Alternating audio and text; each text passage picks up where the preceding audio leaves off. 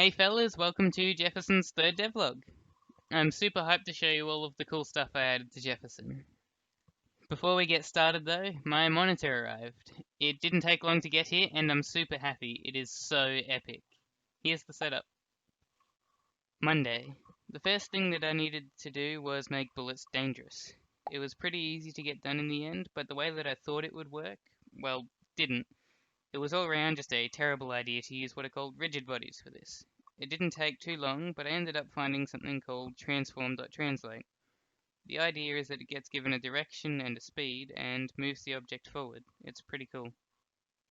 I didn't do anything else to do with Jefferson on Monday. I spent ages figuring out how I would edit and record videos on my monitor.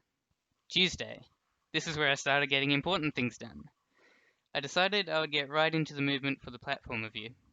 After not seeing the script for a week, I have no idea how it actually works. Look at how tiny it is. While I was working on it though, I realized something. Jefferson would be torn to shreds for having a platformer view for no reason. Instantly, a great idea popped into my mind. He's a robot, so why not chuck a drone in with him? I'm thinking that the drone will also be able to shoot and have a limited amount of ammo that can be replenished once you finish a level. After that, I wanted to do turrets. It was really easy to make the framework, but boy, it became a nightmare. To get the first part working, I chatted with a good old friend of mine. She said that there's this cool inbuilt function called rotate towards, and I thought it was fabulous. My friend's name's Google, by the way. For now, it worked, and I thought that finishing it would be easy. Old me was so ignorant. Wednesday. I read, nearly, all day. At least it felt like it. Probably not. Why should limiting how far a turret can look be so hard? I couldn't work out the problem, so I went to Bracky's Discord server for help. The guy who was helping me just ended up giving me the code because I couldn't understand it. He was cool, it works. I don't ever want to see it again. With that done, I messaged a friend about composing for Jefferson because I don't know anything about music theory. I think there's something called a minim. My musically inclined friends might get mad at me for saying that. I'm pretty excited to give him something to work with, but it may be a while before the game is ready for music. Thursday. Back to turrets! Yay! Finishing shooting for the turrets was much easier than the rotation. Actually, just a bit, not much. Similar to the player's shooting though, the turret was casting a couple of rays to see if it should shoot. I didn't realize for a bit, but the rays were both hitting the bullets they were firing and not the player.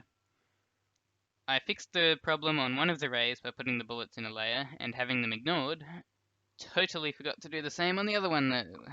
I spent a stupid amount of time not realizing why it wasn't working. Once I had that working smoothly though, I realized I had no idea how to make enemies. Sure, I could make them move and shoot, that's easy. The problem was animation. I started reading about something called inverse kinematics and got bored and went and watched videos instead. If you don't know what they are, I'll quote someone for you. They're kinematics, but inversed. They are that, but it's an easy way to animate things in real time instead of being pre-made. Makes everything feel much more real. Once I had sufficiently binged Sebastian Legg's modelling tutorial, I went and worked hard. I had classes after a little bit of playing, but it was spare time for working on assignments.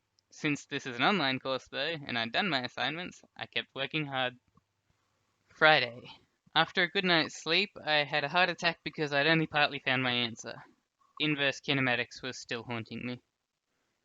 But then, out of the mist came a video made by my secondary saviour Brackies. He talked about Unity's inbuilt system for inverse kinematics and showed how they worked, and it was amazing. These animations could honestly make or break the game.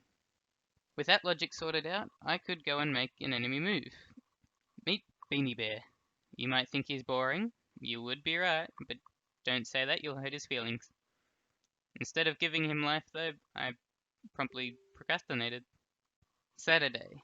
I normally choose to leave game dev alone on the weekends to avoid burnout, but I made an exception this time. The enemy movement just felt like something I really wanted to get out of the way. It apparently didn't feel like that yesterday. I got it done pretty early in the day, but I'm seriously not sure if it's spaghetti code or not. I mean, just look at it. In any case, it works and I'm happy with it for now. Sunday. Monday 2. I quickly made Beanie Bear look at Jefferson once he had reached him and made him shoot. It was pretty easy. I just had to take the reload from the player and the shooting from the turret and kind of smoosh them together. After that, I decided to take a break from the technical stuff and ask some friends if they wanted to voice act in Jefferson. 2 signed up, but there are still heaps of roles to fill, so I reckon I'll get some of you to do some acting. If voice acting in a game sounds like a cool idea, let me know. Tuesday 2. Part of Tuesday was spent on trying to make a bullet impact effect, and I have no idea where the rest of it went. Wednesday 2. I gave up on the impact effect. Instead, I did something much cooler. You can't shoot just yet, but you can swap your gun for one that's lying on the ground, and so far it works perfectly. I'm certain something will go wrong when I try to finish it though. To do the testing, I made a super high quality weapon that took hours of work. Might have only taken about a minute, maybe. It's cool, so I'll tell you how I made the system. I got the model and duplicated it and added dropped on the end of its name so that there were 2 of them. That way, when you walk up and click on a dropped gun, it destroys the dropped version and spawns the real thing in your hands. Might be a cheaty way to do it, but I like it. And that's everything I did. It's Thursday now and I have classes this evening, so I'll go for a walk first and listen to a Bible plan that I'm following. Have a good day and I'll catch you later. It's not Thursday anymore, it's the Monday of the next week and this video is late. Have a good Monday.